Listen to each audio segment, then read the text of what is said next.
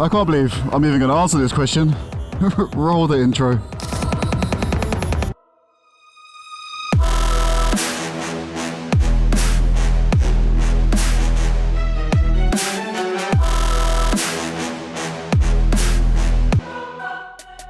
I can't believe this is still a question, but here we go. Let's jump aboard my lovely Yamaha MT09 and talk about why there's no chance in hell that, unlike your older brother's hand-me-downs, these bikes aren't something to grow into. So dudes, just before we jump into the faster aspect of this video where I will show you exactly why this is such a stupid idea to start on, let's go over some minor points that some people might use in their favor to say that this is beginner friendly, and it's so stupid. But as I'm going to show here, me getting on the bike, they're actually quite short, so they give you like that false sense of security, whereas if you think you can flat foot the bike, it must be tame. That's ridiculous. Ask anybody that has a Suzuki Hayabusa. But believe it or not, I've heard that argument many a times, that they're manageable because you can put your feet down. So then you've got the other side of it too.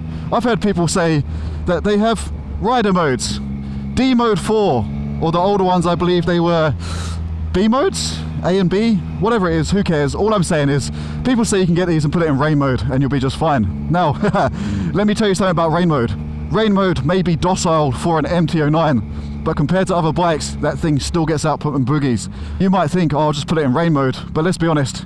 After 2 seconds of feeling comfortable, we're human, our curiosity is going to far get the better of us, and we're going to flick it in to D mode 3. And then we're going to work our way up, and then we go, do you know what? This isn't so bad.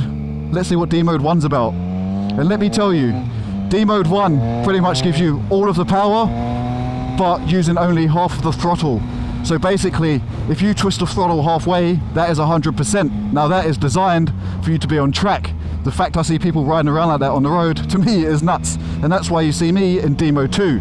So D mode 2 gives you the full power and the full throttle. So that's pretty much the full bike uncorked once you go into your manual settings and turn off all of the traction control and things. So you've got your options of D mode 3 and D mode 4.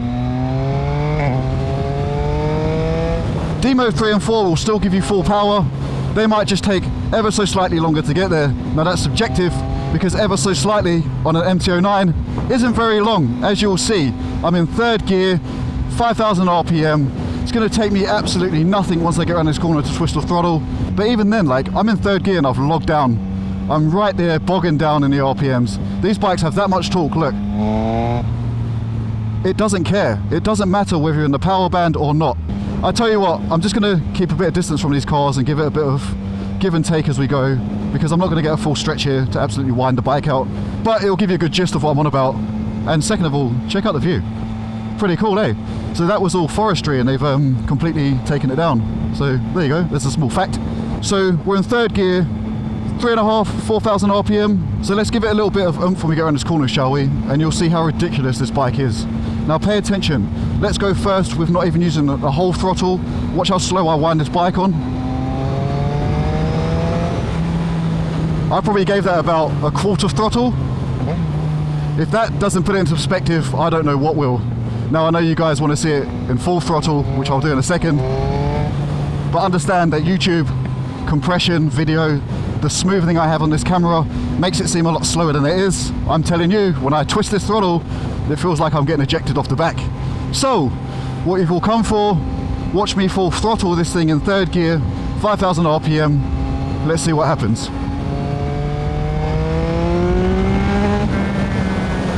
That's, for you guys, that's going to look ridiculous. That's going to look so short and so slow.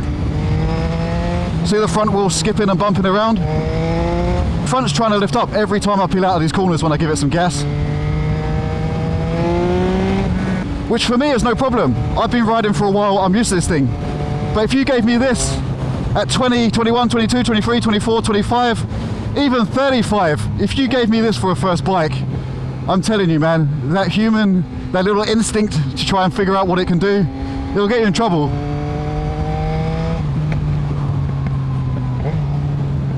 And now I know that's going to obviously probably hinder my argument here, because you're going to see that and go, that looks way too fun.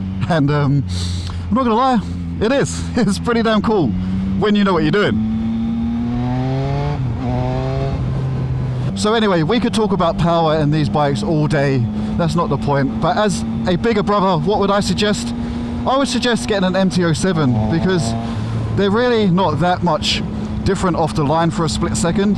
And when you start riding it on the street and doing silly little things like twisting the throttle and trying to lift that front wheel, as most people inevitably will, you'll see that there's not that much in it. They all have enough torque off the line to give you that backflip that you're wanting and that fun feeling from acceleration. And to be honest, anything more than that on the street is literally unnecessary. Let's be honest here, dudes. You're breaking speed limits without even trying, let alone something like this. But these 900s or 890s, whatever you want to call them, their engines are absolutely huge. Like, they're so big. Like, this bike is literally an engine strapped to wheels. So I think you can get 99% of what these bikes do out of an MT07 for most people on the street.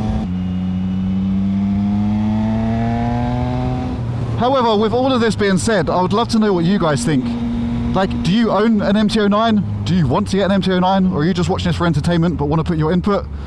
Let people know in the comments, because I've found very, very quickly with YouTube that the more people talk about it in the comments, the more you'll get especially on these topics I'm talking about, the more you'll get other people's opinions, and usually they kind of align for the most part.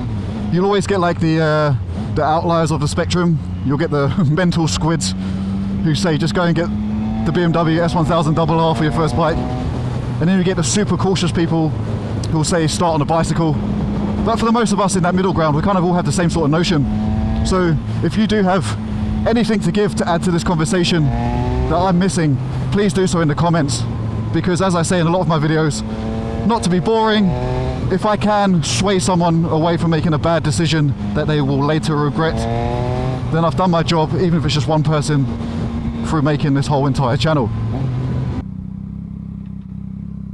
I think I'll pretty much cut it at this random entrance to someone's house. Oh, and just a quick final note before I leave you lovely ladies and gentlemen to the rest of your day. Make sure you check out throttletube.com. I'm going to be adding some more stuff on there. I will be doing like a little merch store and adding some downloadable PDFs for new riders and things like that. And if you want to know a bit more about the bikes, there's a page on there about them. I'll be adding to it as we go. Make sure you check out Patreon. Not for any reason that I want you to subscribe and pay. I actually have a free side over there. That's where you guys can request future videos and talk to me directly. It's just easier than doing it on YouTube because I only see YouTube comments sporadically, whereas on Patreon, I'll get a direct message straight away. So if you have any questions and you want to suggest any future content, that's the place to do it. Or head over to my Instagram and you can see behind the scenes stuff and my daily goings about on the bikes, and you can just message me directly on there. So thank you guys for watching as always. I'm going to get away from this man's drive because it looks like he's trying to do some work and he's probably thinking, what is this weird dude hanging around in a helmet talking to himself doing? Do not go out and get one of these for your first bike. I think we've pretty much clarified that. And I will see you guys in the next video. Thank you for watching. ThrottleTube or Ryan, whatever you want to call me, I am out of here. Peace.